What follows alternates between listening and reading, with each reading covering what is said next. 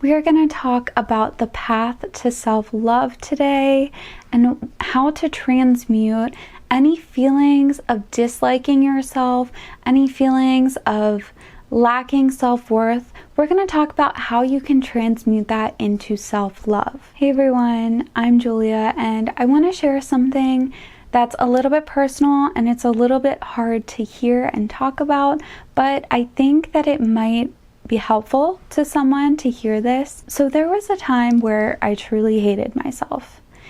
My identity was trauma and fear. I felt lost. I felt empty. I genuinely did not like the way that I was behaving or acting. I didn't have any passions. I didn't have any goals. I didn't have dreams or hobbies. I literally just felt like an empty shell, basically. No one should have to feel those horrible, awful things about themselves. And I'm here to let you know that one, you're not alone, and two, there is a way through it. There is a way through it because I've done it. I'm not sharing this with you to get any sympathy because honestly, I genuinely didn't like who I was as a person. But that realization has let me develop myself into a person that I genuinely love. And I shared that with you to let you know that there is a way past what you're feeling, and the way is through self-love and personal development. And a little disclaimer, I'm not a mental health professional, so please, please, please seek professional help if you need it. In my personal journey, I realized I was defining myself by my worst qualities, by my shadow, by my ego, by all the negative things about me. I was totally ignoring all of the positive aspects of myself. So ask yourself how you are defining yourself, how you are getting this self-worth. Are you getting it by just looking at your negative qualities the way that I did? Or are you appropriately balancing your negative and positive qualities? Think about it. Like, you wouldn't define the most important people in your life as only like their worst qualities. Like, you wouldn't do that. Sure, they have a shadow or they do some things that, are just maladaptive for themselves. Everyone has a shadow. Everyone has an ego. And it's important to realize that our ego and our shadow are not what defines us. We get to choose what defines us. The absolute first step is to make the choice for yourself. Choose self-love. When I was experiencing intense self-hatred and I found law of attraction, what I did was I said, okay, radical self-love. That is the only answer because I'm not going to get anywhere hating myself. I'm just going to become a worse person by hating myself. And so I decided to unconditionally love myself. Love my flaws.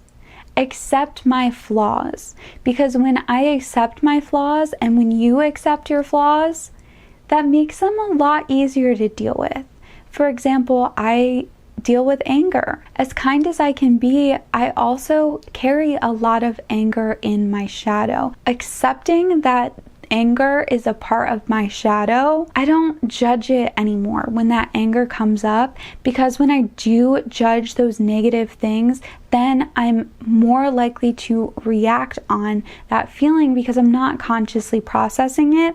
I'm letting that shadow get the best of me. Once you decide that you are going to prioritize self-love and loving yourself unconditionally, then begins the work. And this one is really, really hard to do because it makes us take a good look at ourselves, but acknowledge your feelings.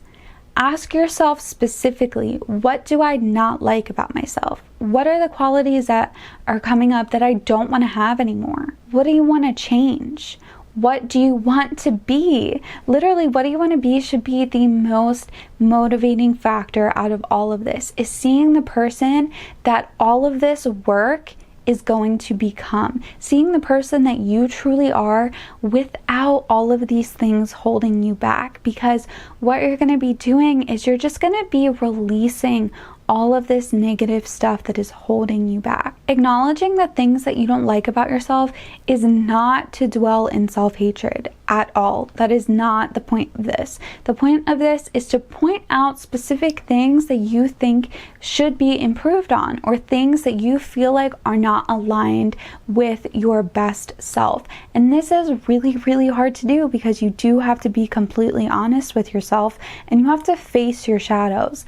And that is hard, but doing this is going to be so incredibly beneficial for you. Then once we identify what we want to change or what we want to release from us, that is when we think about those things in a positive way. We want to change our perspective and shift our perspective to a more positive connotation. A lot of the times our maladaptive thoughts, behaviors, and feelings stem from past experiences in our childhood. Our brain is literally hardwired for survival. So we gained a lot of these things through survival instinct. And while they don't actually help us in the real world, the animal side of us feels that those things protect us. Like anger, it feels that anger makes us more protected from being vulnerable to the outside world. But we're not living in, the jungle. Like, we don't need these survival instincts anymore. It is actually more productive of us to raise our consciousness past the animalistic instincts. Shifting your perspective from thinking about these things as things you don't like about yourself to things that you don't need to be, things that you don't need to hold on to anymore. It's okay to recognize that these things had served you once in the past and they protected you once in the past, but now that you are an adult, or now that you are more grown and you are on your own personal development journey, it is time to release them. It is time to let them go and to move forward and develop new aspects of yourself and to build the positive aspects that you already have. Plus, it is so helpful when we stop thinking about the negative or shadow parts of ourselves from a judging and a fear-based place. Because if you're like, or if I'm like, I hate that, I get upset so easily. Hating the fact that I get upset is adding to the fact that I'm upset. Does that make sense? It's literally not helping the situation at all, at least from my perspective. So by accepting the fact that, for me, I'm a sensitive person and I know that I'm sensitive, and the fact that I accept that I'm sensitive allows me to respond in a much easier way, because I know that I have to look at my feelings from a higher perspective. I have to look at it from a more conscious perspective and look down at my feelings and control them and let them exist and let them be, but realize that my feelings don't have to equal my actions, and that I can separate my feelings from my words. I can separate my feelings from how I react. And it is probably going to take some time to readjust your perspective and to shift your perspective and to fully let these things go, because there is momentum with them inside of you already.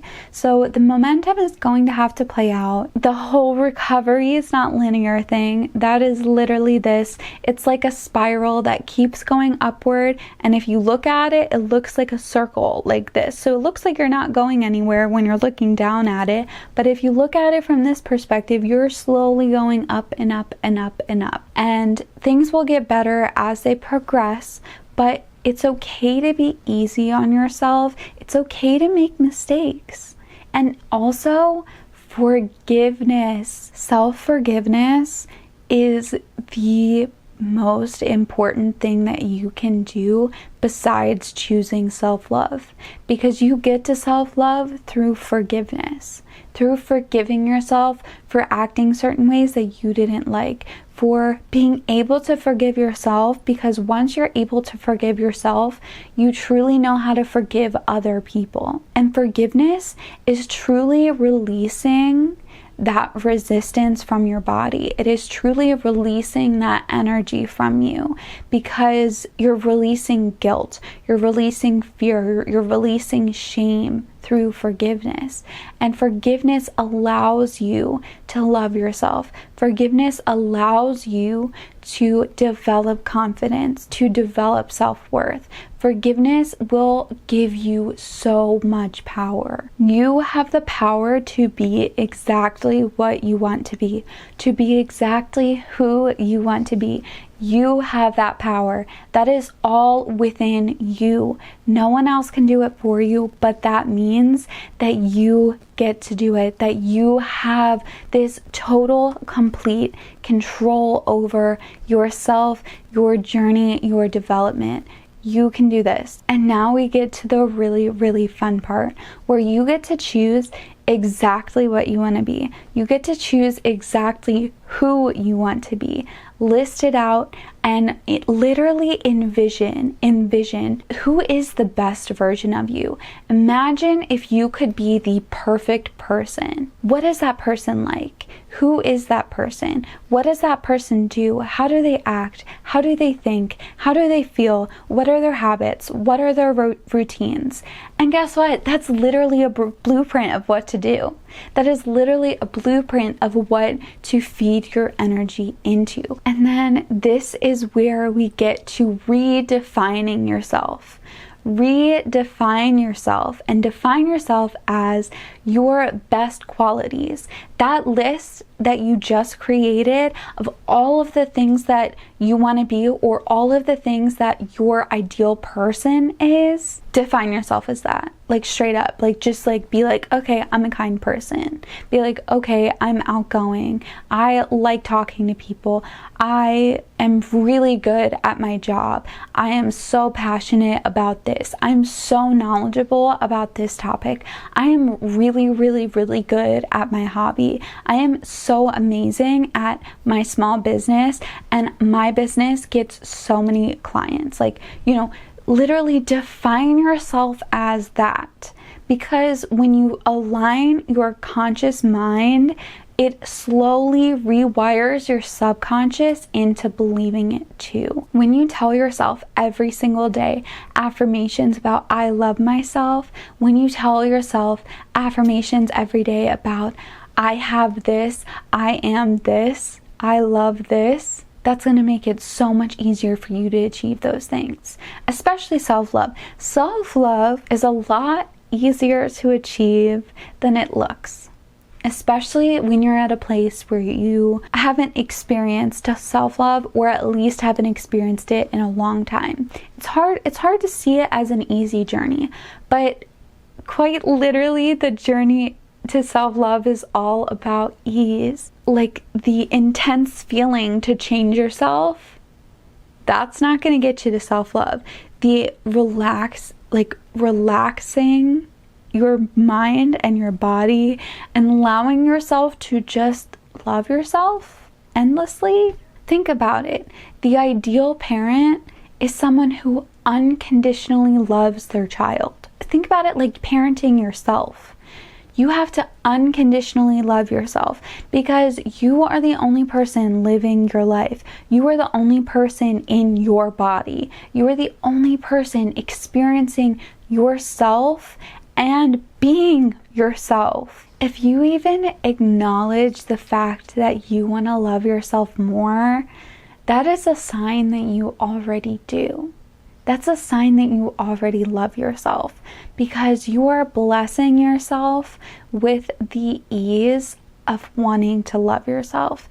And the act of searching for self-love is self-love. It is improving yourself.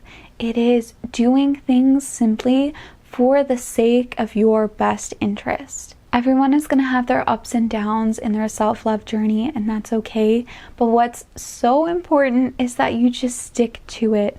Just constantly reminding yourself that you love yourself unconditionally. That is what's going to get you through, and that's what's going to get you to truly experience that unconditional self-love. All right, that's the end of this video. I seriously appreciate you and love you so much. I wish you all of the best on your self-love journey, because it is an endless journey to continuously discover self-love.